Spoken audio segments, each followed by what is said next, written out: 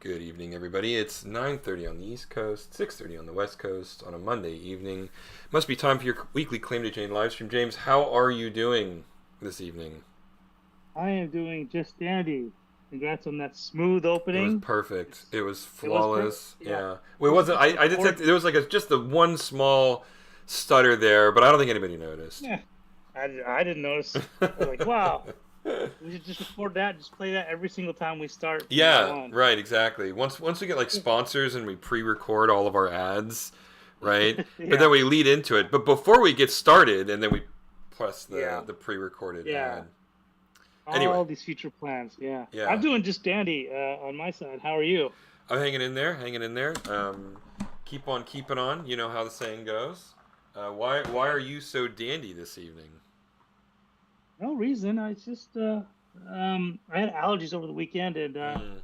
and it allergies. I don't know if I've ever it's not known you. I don't know if you've ever heard you complain about allergies on your side. I don't know if you suffer from them that much, but Yeah, I get pretty. I'm like most places in the world, my allergies are not bad, but living in the mhm. southeast, I mean, I don't know if you know anything about the southeast, but every spring for a month or two, everything turns green Oh, because and then you all of get the hit. trees, yeah, drop all of this pollen. I mean, it's just layers and layers of pollen, and that kills me. Um, Mm. and then the other thing that's it's not really I guess sinuses, but it does affect my sinuses. Or it's not allergies, but it does affect my sinuses. Is when the temperature does really abrupt changes, Okay. Yeah. and that Yeah. was all winter down here. I mean, my sinuses Yeah. have been just inflamed for 4 straight months because we never really had a winter. It would get cold for a week and then get warm Hmm. for a week and then get cold for a week, and it was just like that all winter. Yeah. And So, that could wreak havoc on oh yeah. a lot of people. Yeah. But yeah. So for me, I did have allergies on Saturday. Mm-hmm. And I was super annoying. It really wiped me out. I forgot how annoying allergies can be because I rarely get hit with allergies anymore living in Los Angeles. But Saturday it just hit me and I was like just wiped out. Mm-hmm. So I'm dandy now because I've been cleared. I've been cleared since Saturday. That one day though, I feel like a pollen bomb went off in Los Angeles, something like that. I'm just not Yeah. sure what happened. So Well, the yeah, weather has been that's crazy in that part of the country, so it doesn't surprise me things are a little bit different right mm, now. yeah, kind of roller coastery, sort of, Mm-hmm. feelings in there. But yeah, so I'm doing just great. I'll jump into drawing something tonight, and then we'll keep on talking, I guess. All right, sounds good. So let's see, what am I working on tonight? I am going to share my screen,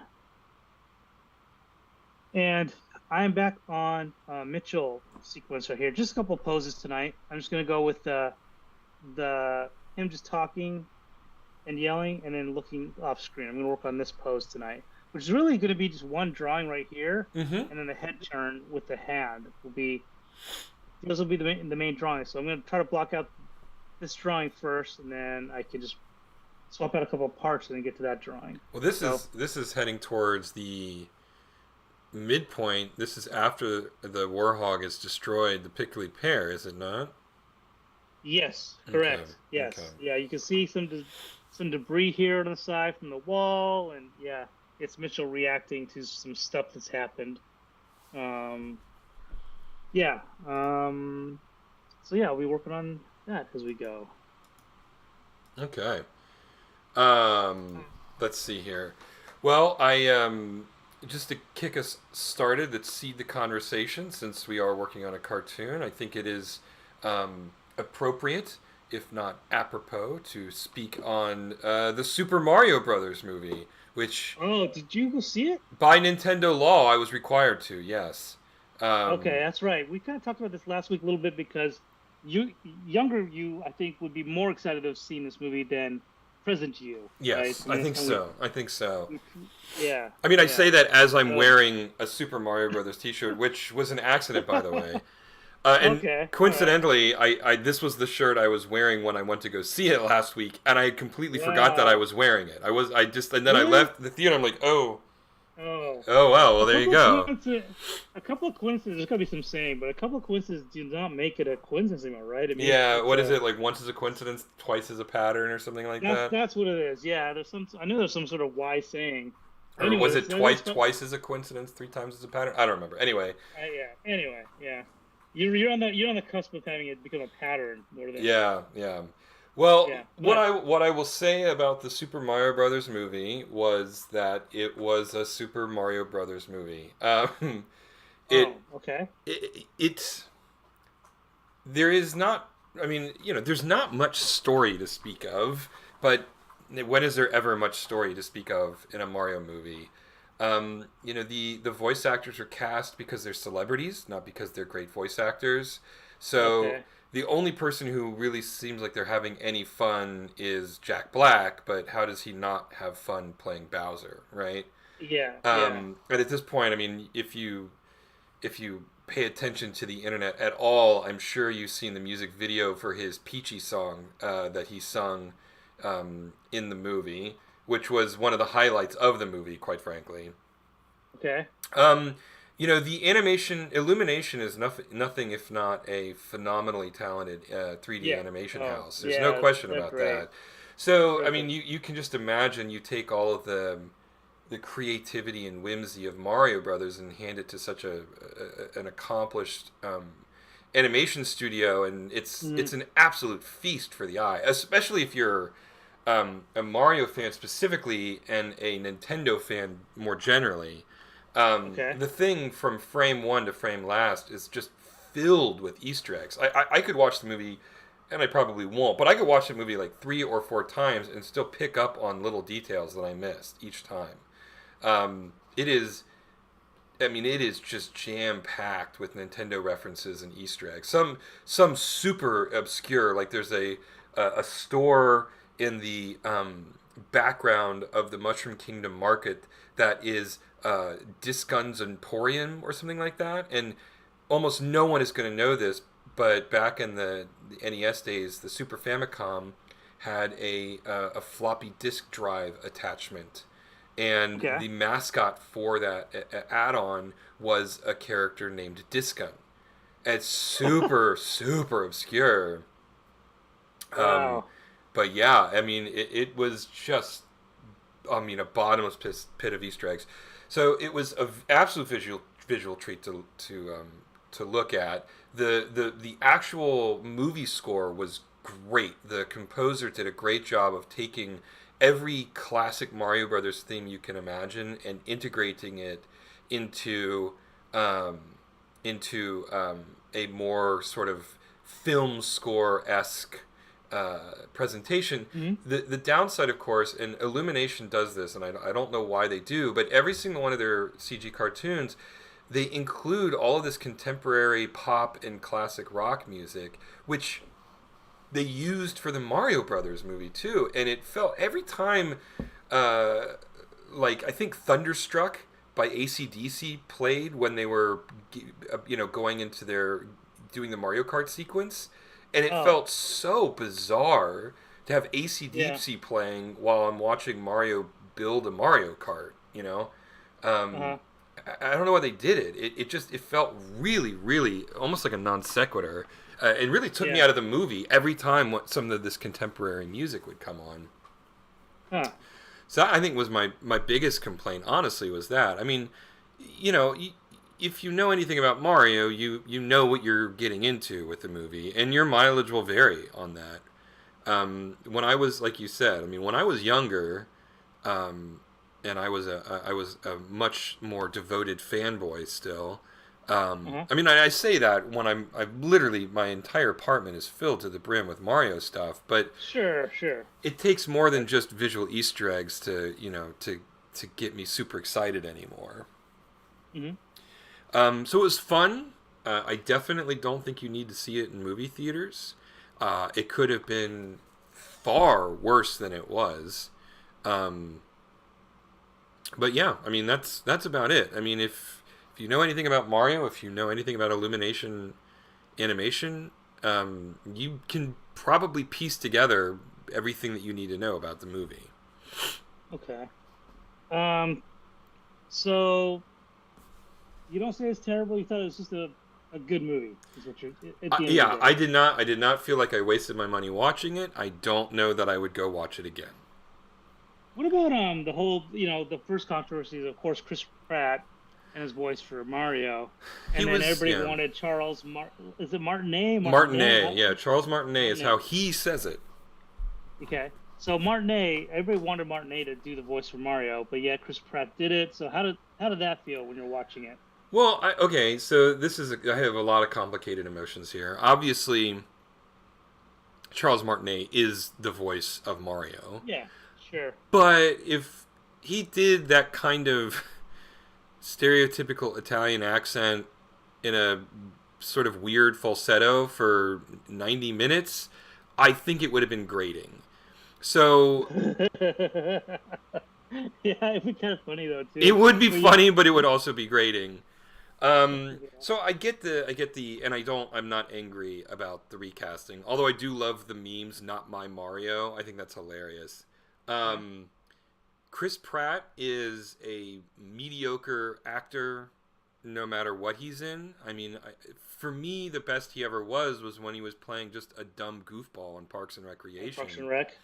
Yeah. It's when he started trying to be an actual actor that you go, oh wait, you have a very limited range, right? Now I say this Yeah. as not an actor, but and I know how hard acting is in general. But suffice it to say, as a critic, I find him Uh-huh. to be relatively one note, and he basically played Mario exactly as he played the lead character in the Lego Movie.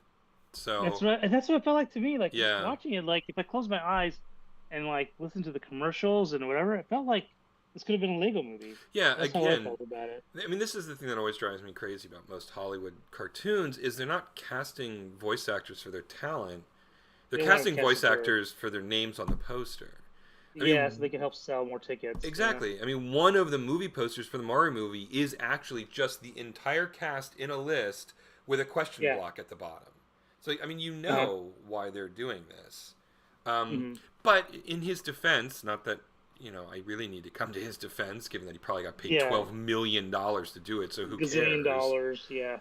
Um, but the only actor that in that entire movie that I thought was any good was Jack Black. hmm I don't particularly care for Anya Taylor-Joy in any capacity, and she certainly didn't win me over in the Mario movie. Okay. I think Charlie Day is a riot. I think that he had nothing to do as Luigi. Um, Oh yeah. Keegan Michael Key, I think, also is hilarious. He's not a voice actor, and the very weird voice that he decided to go with for Toad was more off-putting than anything else. Okay. Um, Seth Rogen, I just find to be boring in general, and so he's playing this massive, like 800-pound showboating gorilla, but it sounds like Seth Rogen. So it was like it was really like kind of just disjointed a little bit, you know. Um, Charles Martinet did have a few cameos. He did have a couple of voices that he played over the course of the movie, but they were small roles. Um, but yeah, I mean, so in terms of the overall cast lineup, Chris Pratt was about par for the course, which is to say they were all pretty mediocre except for Jack Black. hmm Um, I think honestly, the most offensive part of the movie to me was sort of the toxic masculinity that I don't think that they intended to inject, but it certainly came across that way. Not to give too much away, but Mario and Donkey Kong both have extremely unhealthy relationships with their fathers, and they What? bond over the unhealthiness of their relationships. And What? furthermore, the way that they get the approval of their fathers is probably the least healthy way you could probably get the approval of your fathers. And I'm watching this Yeah. going, okay, I gotta just, it's the Mario movie. I do not need to psychoanalyze the, Yeah. Yeah. the toxicity of this relationship between these father and the son. There's just no point to this. But it was a hammer that they hit over and over again over the course of the movie, and it was really hard to ignore. Hmm. That was like So this the yeah. You're saying that they gave Mario an origin, like with his family and stuff, pretty Yeah, much? his Like, mom and his dad are in it, and the nature of their huh, plumbing business, and the nature of his okay. relationship with Luigi, and all of that Mm, stuff. mm, I can say, there's been, as always with modern movies, there's always the accusation that Peach is a Mary Sue. And for those of you who don't know what a Mary Sue is, it's a character, and this is a trope in movies. It's a female character, generally speaking, although it can be a male character. It's a female character generally who is as capable and as talented at the beginning of the movie as she is at the end of the movie. She never fails in any of her conflicts. She never grows as a character. She ends the movie exactly as she started the movie, right? So did Mario? So so you say Mario grew and Donkey Kong grew because of the relationship and their reconciling with their parents, kind of a thing. Yeah, kind of, except that I don't know that that's a win. um, Okay. like Peach is a Mary Sue, but I don't know that it was. I didn't get the sense that it was because they were intentionally trying to make that trope.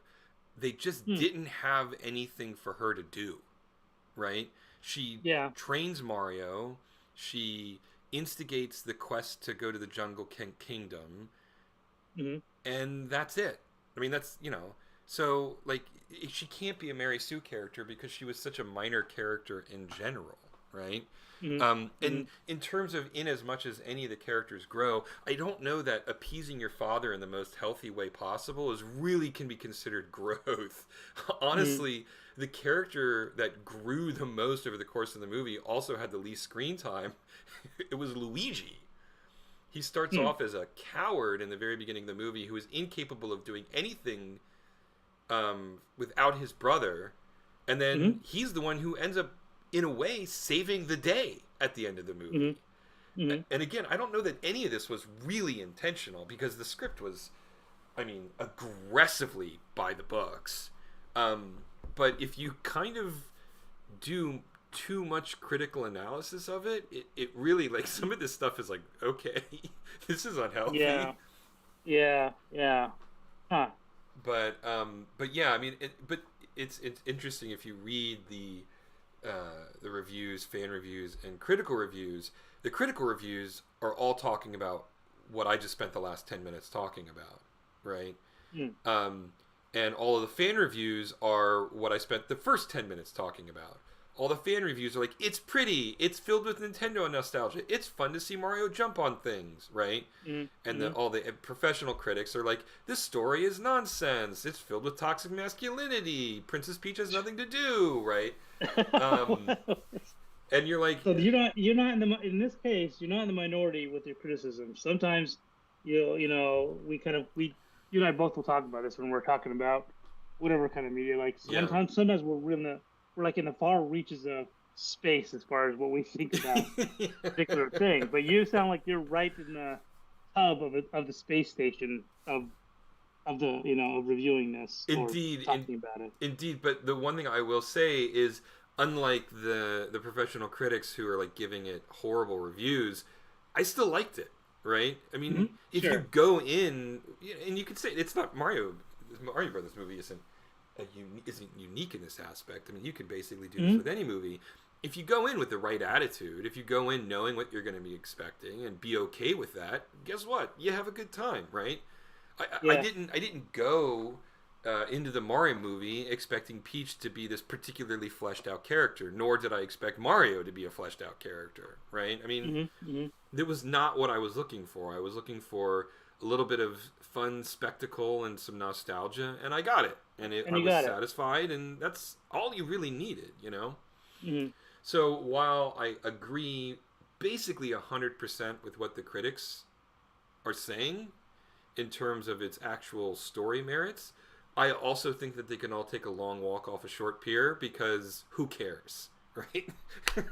Yeah, it's kind of weird. It's a weird scenario because it is you can kind of use this as a shield because you're making a video game movie. There should be no built-in expectations at all because Right. it's how do you take it seriously at all? Like, why do you even expect it to be anything more than what it is? You know, I mean, which is a movie based on a video game. Like, Yeah. how much depth are you really gonna are you really gonna get? And why do you expect the movie to fill those gaps. When the Yeah. source material doesn't have that much to give with. Anyway, it's very simple. Most of the games that you play, the reason why we play them is because they're pretty simple, they're easy to catch on. You kind of get the gist of it, and then you just play it and you enjoy it. So it seems to me like just what you're saying. The movie kind of did its job.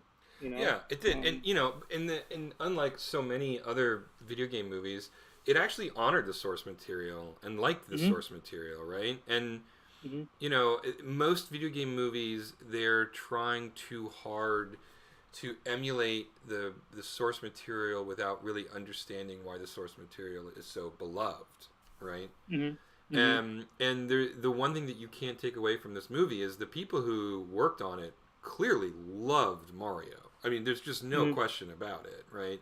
It is an absolute love letter to that franchise. hmm So, in that regard, yeah, they did what they needed to do, and they did it right. You know, So, do you recall the Mario movie with is it Bob Bob Hoskins Hoskins and and John Leguizamo. Oh, yes, I yeah? do.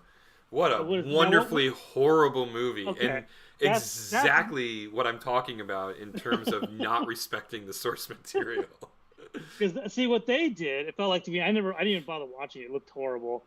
Oh, you've Um, never seen w- it? Oh, no, I James. refused to at the time Oh, when it came out. It's James. like Oh, when I saw James. them put on jump boosts to say this is how we jump. I was like, nah, I don't want to watch Oh, this anymore. James. You I are don't want. missing a I true I masterpiece don't of want awfulness. I don't want some people to take it too seriously and try to explain it and try to take the material and just be pretentious about it and think that they're the ones going to help make Mario seem more relevant and realistic. Like I just didn't have any interest in that, so I didn't see it. I never saw it. I like John Leguizamo. I love everything that he does. He does a terrific job in anything that I've seen him do, except for I've never seen that movie that he's done. That's the only one I haven't seen. Oh, So wow. I just mean, trying to think. I'm a little bit disappointed in him right now. Oh yeah, He's oh yeah. making He wanted to boycott. He yeah, wanted to he's boycott this boycotting the movie because there's not enough Hispanic Yeah. representation in it, and I'm like, Mhm. well, I mean, it's the source material. I mean, I guess maybe they could have hired uh, more Hispanic actors, but at what point are we Yeah. like, it's. I guess I don't know. I guess I can see his point to a certain degree, but boycotting a movie because of that. I mean, it's just a silly cartoon Yeah. movie. I don't know. That to me, it seems like he's the reason I'm disappointed is it feels like a publicity stunt. It doesn't feel genuine. He's using an actual Mhm. issue and he's turning it into a PR stunt, in my opinion. Um, Yeah. Um. Yeah. I just found it kind of weird because he played Luigi in the original right. in the Who is that an one. Italian, right? But So he's an it's Italian, yeah, so I don't. I just yeah. feel like he picked the wrong place to. I think it needs awareness for sure, but I think he picked the wrong place for it. I agree. I agree. Yeah, that's So all. I mean, yeah. but whatever. But with all that said, though, I think John Leguizamo's work and Oh no, I like I said, love John anything he's Leguizamo. done, Yeah, he's phenomenal. everything he. I just watched him doing a stint on the Daily Show a couple weeks ago, and he was. Hmm. I don't think he's destined to do hosting show. I mean, I think It it's doesn't wasting his seem like talent his there. milieu. Yeah. Yeah, but I mean, just going back to Moulin Rouge, even Spawn when he played the clown, even in John Wick when he plays the mechanic Yeah, guy. Aurelio. I'm still Anything. bummed that he didn't come back in 3 or 4. Yeah, I know. I was kind of bummed about that too. I just everything every time he's on the screen, it's just always great to watch him, do Have stuff. you And seen the menu? certainly- He's phenomenal in the menu. Mhm. Yep, Yeah. yep. He was terrific in the menu too. I love the way he was playing a snobby actory kind of guy, with all the ego. I thought he was terrific in the menu. The Hmm. menu itself, I had issues with that movie. That's a whole other thing. It is great cast too. Yeah, it Except, was a great cast. Well, and minus I Anya know. Taylor-Joy. I'm letting you go to that I'm not a because booster. I'm not a booster yeah, I of know. her. I I'm know. I let sorry. you. Yeah. Anyways, we're getting off the Yeah, whole we're point, getting way off topic. yeah, yeah. But Mario with Bob Hoskins, like another great actor. Yeah, Versus and Dennis Hopper, who can be great when he wants to be. did he play Bowser in He that? Is played that well. what he They was? called him. Yeah, he was Bowser. Yeah, but he was. I think they just called him Oh, Koopa in the God. movie. Oh, see, Um, they really botched things up with that one. oh, it was a travesty. It was a delightfully horrible travesty. I remember watching that as a child and having my heart just shattered into a million pieces. Oh, Like see, if that was your childhood movie, and then the kids yeah now get this Mario movie, and it's much better, yeah. right? I So will it's like, say yeah. I don't know. I purposely went to one of the later shows. I went to an 8:30 showing of it on a Sure. Thursday, right? Hmm. But it was hilarious that in the theater it was only men at the youngest, like 25. It Really? was men 25 and older were the only people in the entire theater. It was No women? I chuckled a little bit. No women were there to see Not the a movie? single woman was in the theater Oh, watching it. Yeah. that's kind of, it's funny and it's kind of sad, I No guess. I don't know. children and no women. It was all men 25 and up. Wow. It Okay. was a very multi-ethnic crowd, I will give it that, but it was Uh-huh. definitely not an intersectional crowd beyond Okay. That's pretty funny. yeah. Ah.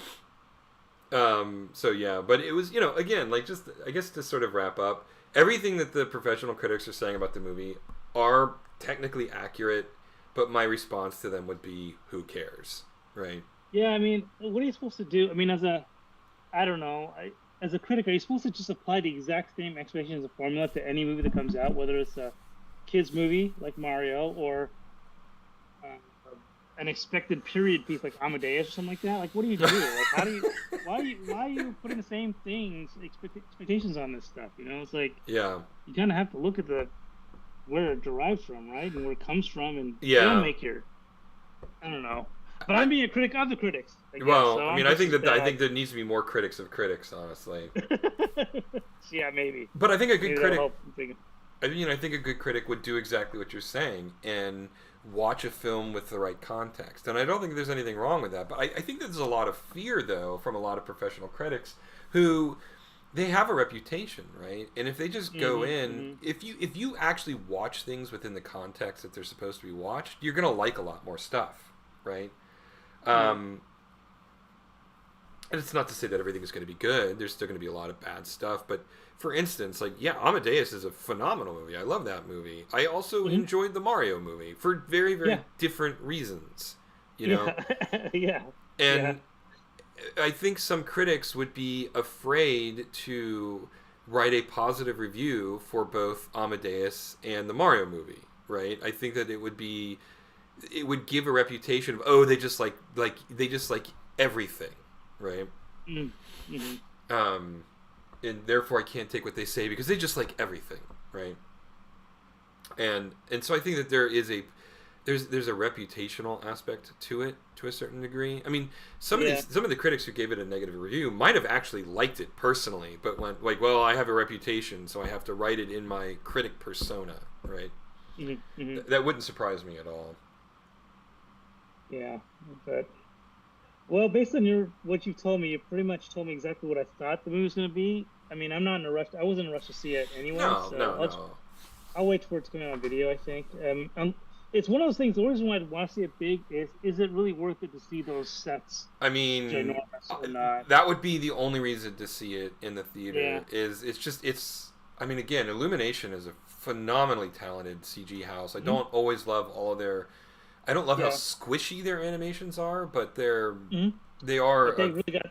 Yeah. Yeah, They got it down. I mean, I think at this point, I mean, it's a little. I know I'm being. It's a little. Maybe it's a little too early, but I mean, I think they're catching up. I think they've already passed Disney. I mean, as far as animation now at this point, like you don't. Disney used to be the bar up, but now it's like it's pretty much even yeah. across the And board they whenever they release a movie. and the nice thing too is when you watch a Disney CG cartoon and you watch an Illumination CG cartoon, it's like, oh yeah, you can. They've got their own style. They've got their own themes. Mm-hmm. There's no confusing them, right? You're not gonna Hmm. watch Despicable Me or Yeah, I mean the Mario movie or the Minions yeah, movies or yeah. I mean I could just go on and on. They've got a million of them Hmm. now, but none of those feel like Disney movies, and I don't mean that in a bad way. I mean that in a good way, Yeah, yeah, but right? but it's good. It's healthy. It's good Mm-hmm. to see a different take from a studio house. Not trying to emulate the other big giant, studio house. It's really good. Um, yeah, so that's good. I'm glad. Hopefully they'll, be successful and they'll make money and maybe they'll make Oh, another one. So, I I don't know. mean, if it's the biggest worldwide opening for a CG cartoon ever. Wow. It's like And that's it yeah. I mean, that's crazy. But yeah. this also speaks to another thing. Like we're trying to talk about Disney before, but I think we may have talked about this on another stream. But we're talking about how Mickey Mouse used to be the most recognizable character in the world, but I think Mario's surpassed Mickey at this point. So it's not a surprise that Yeah. Mario kids want to go. Kids will see a Mario game versus seeing, you know, a Mickey, anything with Mickey in it at this point. It's not even the Hmm. same. I agree 100%. Yeah. Yeah, so no, it's not a shocker knowing that Disney made. I mean, that Illumination is going to make bank then. Oh yeah. Cool. There's no question about it. But yeah, no, it is. Yeah, just to wrap up, it's exactly what you're expecting. And if you are expecting what the movie's going to deliver, or if you want what the movie is going to deliver, then you'll have a good time. And if you want Amadeus, you're going to have a really bad time. Exactly. Like, why would you want Amadeus? I don't know. Yeah, exactly. I Yeah. don't know why you're looking for that, but okay, I mean, Um, the script is it moves so fast. It doesn't. It almost feels like a series of skits that are tied together with almost the flimsiest of continuity. The movie moves so fast that's funny. because they were more interested in fitting in as much Nintendo goodness or Mario goodness as they could in the span of 90 minutes. Huh. Yeah. Yeah, and that's got to be more fan service just to make sure we got this thing in, we got this thing in, got this thing in, right? Kind of thing. Hmm. Ah, that's cool. Well, based on your recommendation last weekend, Meet and I we went to go see another game movie, which was Dungeons and Dragons. Oh yeah. Okay. So I forgot to mention that to you earlier, but yeah, great movie. Yeah. You know what? I didn't go in expecting anything. I just went in to go see what it was about. And I think, and yeah, we're gonna agree a lot tonight, which is Which I don't know how I don't know how I feel about so, this. It's yeah, really no, making me but uncomfortable. I know because normally it's more comfortable territory when we're debating about stuff. But I think Chris Pine is a terrific lead, and he carries that movie Hmm. perfectly, just fine, adeptly. It was funny. It didn't take itself too seriously. It was a great movie. I Yeah. really enjoyed it. And it also didn't make fun of Dungeons and Dragons. It played No, with it, but it was absolutely no. reverent to it. It wasn't a mockery like Big Bang Theory is.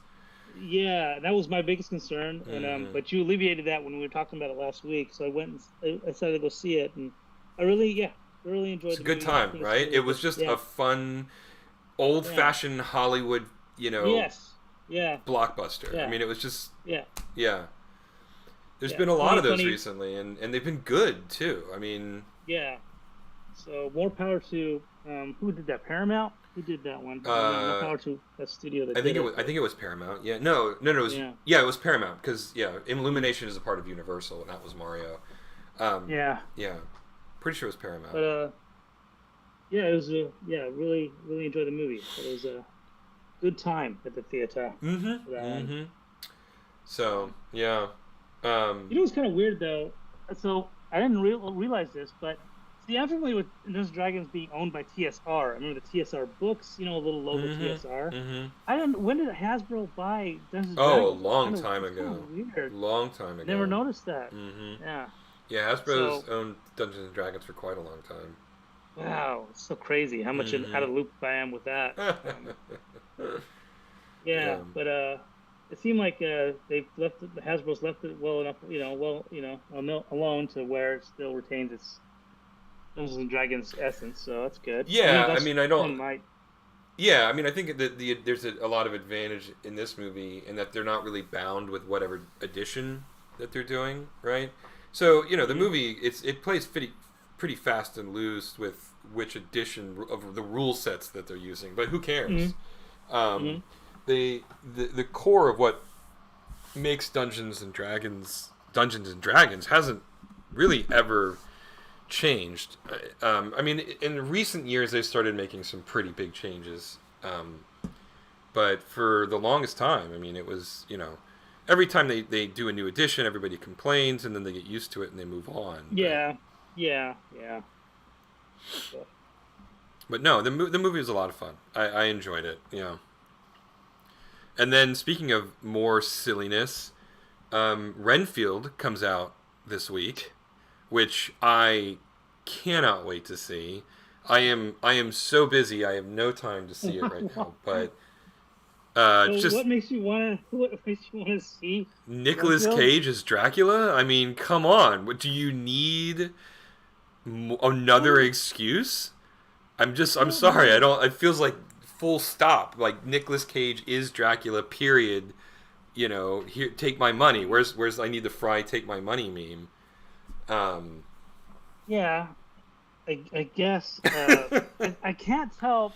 You know, Nicolas Cage is the weirdest actor in my humble opinion. I just don't. I can't tell whether I'm supposed to take him as a cheesy actor or as a serious actor, because it feels like he has acting chops, but then he just does weird stuff where he just kind of, I'm doing this in the movies, like when I'm watching him, because I don't know how to feel about him whenever I'm watching him, like Con Air, Forrest Gump as a convict, you know, that's what he's doing pretty much, you know. It's absurd. It was a ridiculous movie.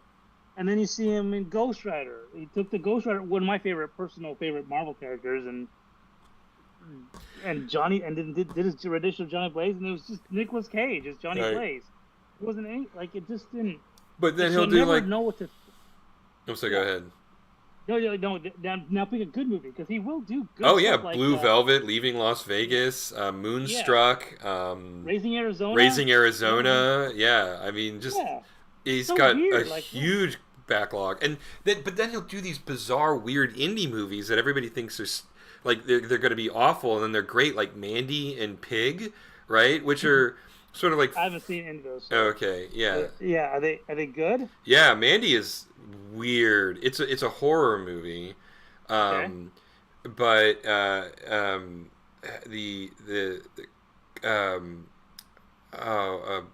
what's his name? Cosmatos.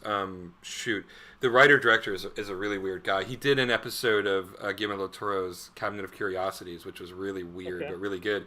Anyway, yeah, it's basically this cult kills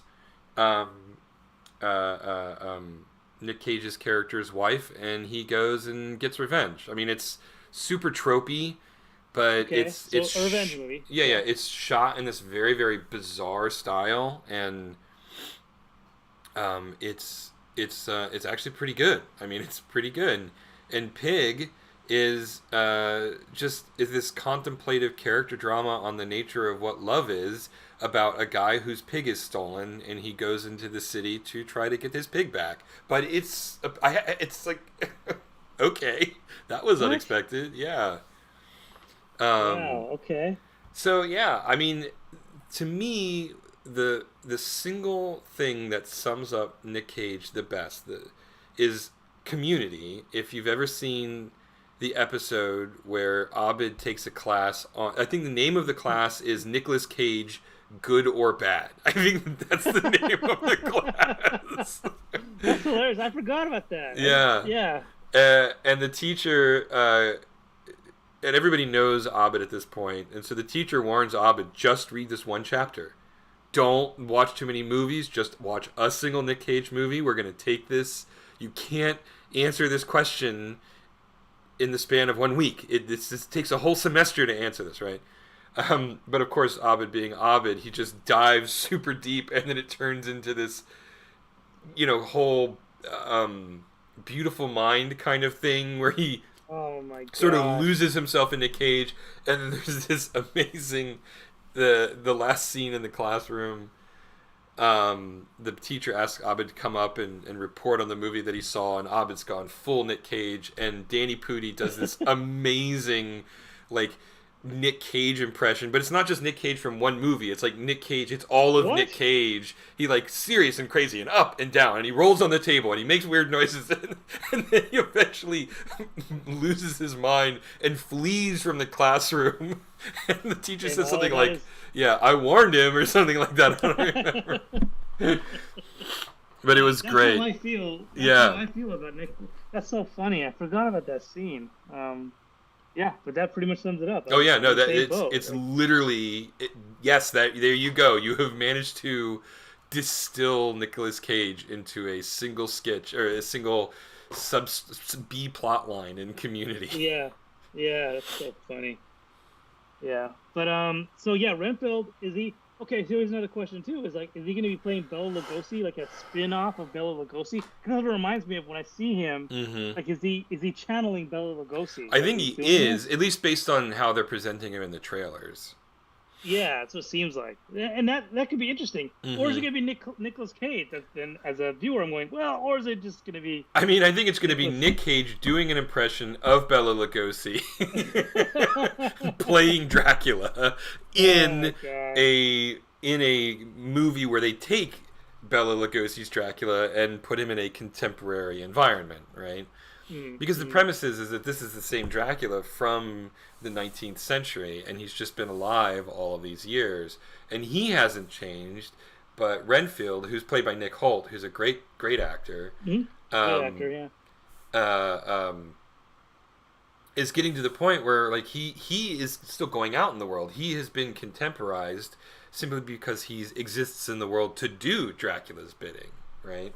Hmm. And I get the sense from the trailers at least that he's kind of had enough and he's ready for a change, right?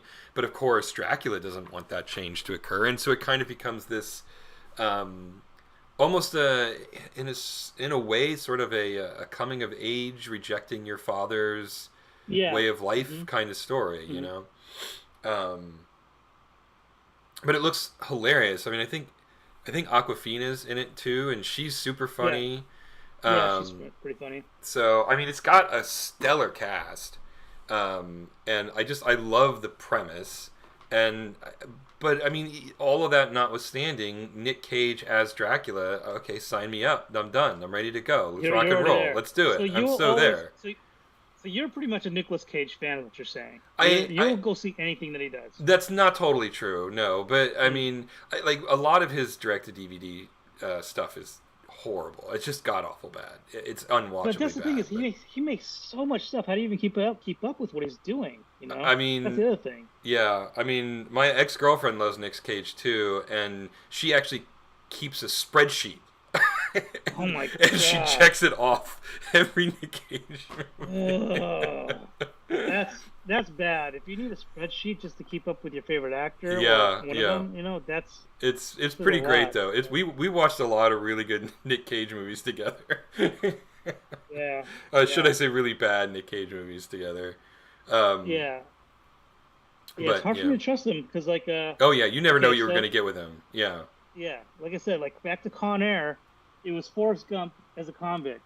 So Renfield's gonna be Bela Lugosi as irrelevant, I guess, or something. I'm not sure. I guess we'll see. But yeah, I'm looking forward to that review, and you will see it. Yeah, I don't. It Um, comes out on the 14th, and I am booked solid, so I'm not gonna get around to seeing it until. Oh no, I'm maybe no, I'm booked solid. I'm not gonna see it until at the earliest the 20th. mhm. So yeah, I do want to go see it though, but I am starting tomorrow or Thursday. I've got something planned until next Thursday. So Oh, I do not have the bandwidth to see it yet, so I will see it afterward. But well, I I guess am I am we'll looking we'll forward to it though.